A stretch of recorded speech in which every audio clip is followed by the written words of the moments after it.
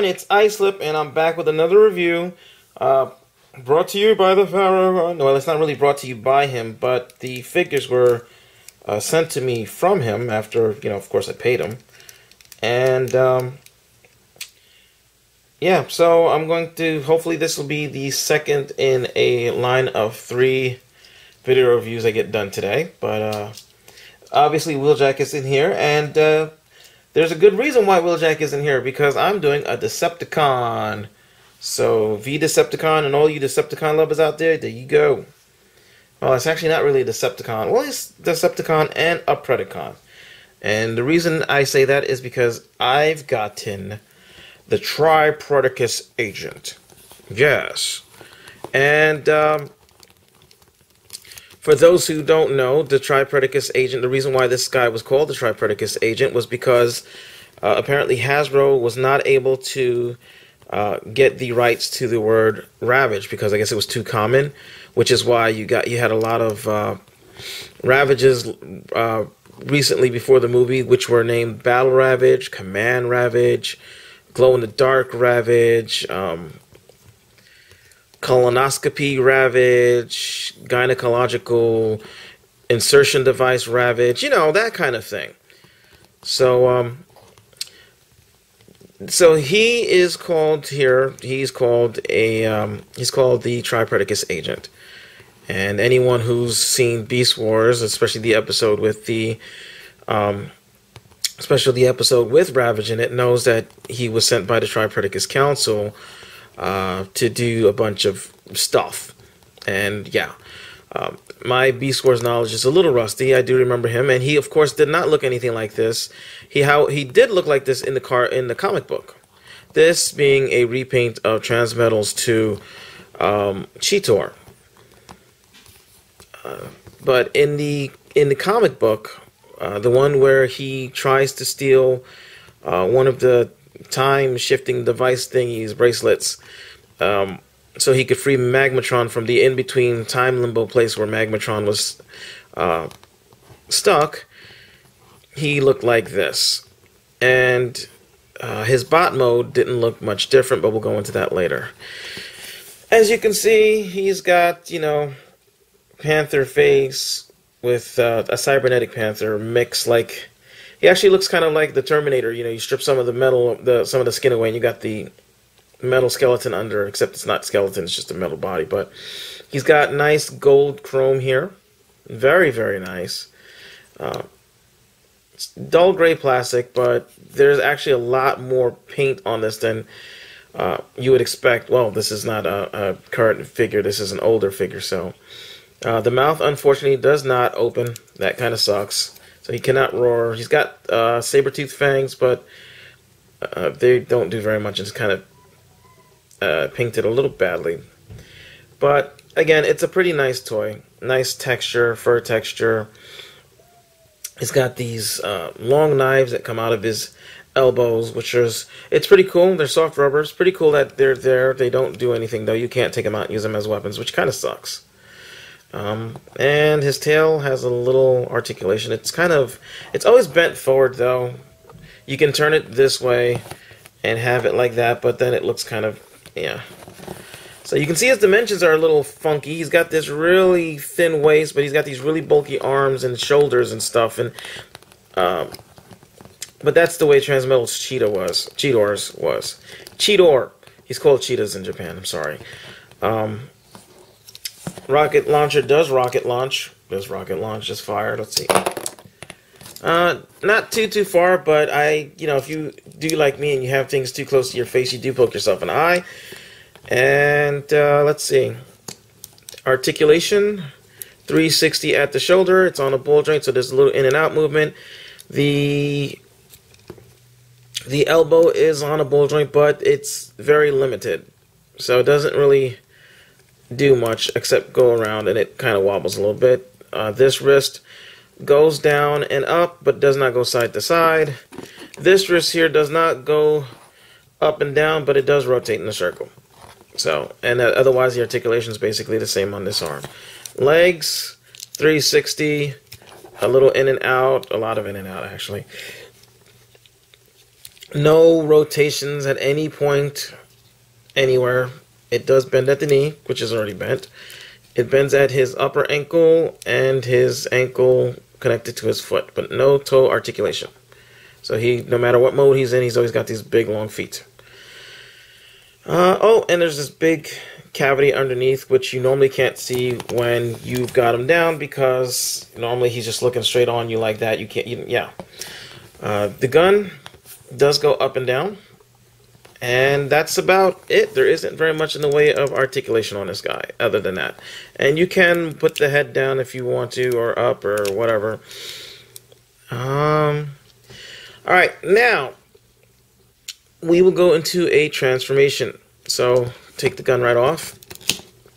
This is going to be the first transformation. This is sort of a fan mode, if you will. Simon Furman, I believe it was his name, the guy who does like the Transformers and stuff. He's really famous. Everybody loves him. When this guy was drawn in the comic book, when he did do a robot mode, it was just basically, you know, take the tail off, you stand him up like so, push the head down like so, take the arms, and that's basically it. You've got a standing cheetah or panther or whatever, which in a way is cool. It does keep in line with the what do you call it? You can take the gun and wedge it into his hand and have him hold it. So he does have a gun. You can take this tail whip thing and sort of wedge it in there, but I'd just rather leave it on him, which actually doesn't help with the fact that he looks like a standing cat. But yeah, there's that. That's the unofficial transformation mode. The real one is a little more involved. You take the gun off, and you've got him in cheetah mode, and then you do stand them up again. And we're going to do something a little bit different. We're going to get the arms and just fold them this way for now. Let's take the tail off because it'll be easier. Open his stomach or chest, and there you can see the head reveal right there. Head. And we're going to tuck the puma head, or whatever head, tuck it right into there. And then we're going to bend this a little, just so we can bend this. Well, we're going to bend it down, rotate it down, rotate, but not all the way. Get the head out. Get the head out. Get the head cleared. Okay, so we're going to rotate it all the way down. My bad. Rotate it all the way down. And push it down and then push it up and in. So let me do that again. Sorry about that. So you rotate it like this, and then you kind of push up and forward and then push it down like that. Then you take this, rotate it around, close that up, rotate the hands, the arms at the elbows, rotate the waist. Then you're going to fold out the thumbs. Fold out the thumbs. Hopefully that was on camera because it's kind of hard to look down and see that. And wait, open up the chest again because I made a mistake.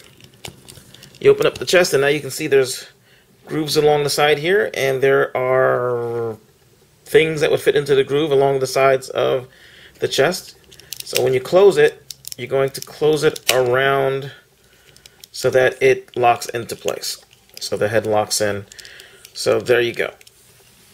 And that's it. Voila. You have the TriPredacus agent in his robot mode, which is basically, again, just a recolor of Transmetals to Cheetor. So he keeps the cat face. Let's see if I can... You can see the cat face right there, which actually does work pretty well considering he's a Ravage. So now you can take the tail, stick it in there, and he has his tail whip thing, which really looks stupid. You can put it back on here, or there's a hole right here. If you want to be dumb, you can just do that. Have it sticking out, and it could be like a shoulder whip. your, whatever your poison is, I just normally put it back. And I'll put it like this so that he can, he can stroke his tail. Because, kitties like to be stroked. Yep, yep, yep. Yep. And come on, who doesn't like to stroke a kitty? Wink, wink. So, there we go. And then take his gun. Now, I've seen in other videos where you put it in the other hand and you're supposed to go like this to get the spikes to hold it. I actually use this as a handle. And all I do is get the thumb like that. And then I take this and just kind of put it in there and wedge it. Which probably isn't good for the plastic, but it holds it a lot better. And then you can have him, pose like, he's, gangster shooting sideways. So you can do that. He also has this thing where this is supposed to be some kind of a shield. You bend his hand down, and then that becomes like a shield. It doesn't look like a shield to me. It does look like it could be like knifey, prongy things. So I just think of it that way if I use it at all. And he has a spark crystal in his hip. So, which you can open and see his allegiance is to the Predacons. So pretty nice. Pretty nice. And there's all this detail in there. Really, that's a crazy amount of detail. There is a crazy amount of detail on the Beast Wars figures. For those who don't know, especially the Transmetals, they're not just plain bland. There was a lot of intricate work. I mean, come on, look at this. Look at the chest. Look at all that. That's a lot of detail that was put into this thing. So, but yeah. I got them from the fair for 30. Was it 34? It wasn't boxed, but it's in really good condition for I think it was 34. The first time I've seen them for less than 50, boxed or unboxed. So articulation, head rotates. Does not have up and down. The arms rotate at the wrist. A little wiggly like I showed you before. 360 at the shoulder, and it goes in and out just a little bit. And this is the arm that does the high. So here we got San Francisco Ravage. Rotates at this wrist. Otherwise, the articulation is the same. He's got a waist. I know it's due to transformation, but he still has a waist, so that's pretty cool. Legs in and out, all the way forward, all the way back, bends at the knee, bends at the upper ankle and the lower ankle. So you can get some, you can get some interesting poses out of him, but not. It's not as articulate as some of the newer figures are, but I actually like it better this way, because I notice with figures with a lot of ball joints, they get loose real easily. You can't really tighten them other than to put, nail polish on them. That only works for a little bit. And, ball joints don't work for everything. They're great for tiny figures, but they're not good for the bigger the figure it gets, because then it has a hard time balancing, it has a hard time staying, it can't support its weight. But he's pretty nice. He's pretty cool. Let's get a size comparison with... I can't use Wheeljack. He doesn't like that. So we'll use Prime. Voyager Prime, which is... He's a small Voyager. But he's a Voyager. So you got Voyager. We've got... Loco, which comes up to just about the end of his stomach. We've got Little Battery over there. So you can get, he's a deluxe size figure. He's a nice deluxe size figure. So, yeah, he is a Ravage that looks like a Ravage. Michael Bay's Ravage was okay, but, cycloptic, one-eyed, crazy, spiky shrapnel thing, it didn't transform into anything. So this guy transformed. Okay, so Ravage isn't supposed to transform into a robot. Well, actually, I guess he is in the Beast Wars, but whatever. Cassettes are outdated. They've got to come up with something new for him. So, and here he is with Dark of the Moon Laserbeak.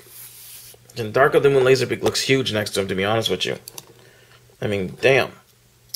So let's see if I can get him to stand up. He's standing up. He is almost as tall, but that wingspan, shoosh. So yeah, that's it. This is the TriPredacus agent, aka Transmetals 2 Ravage, and I got him from the Pharaoh one on eBay. A link will of course be at the bottom, and you should get him. You definitely should get him. So, see you later.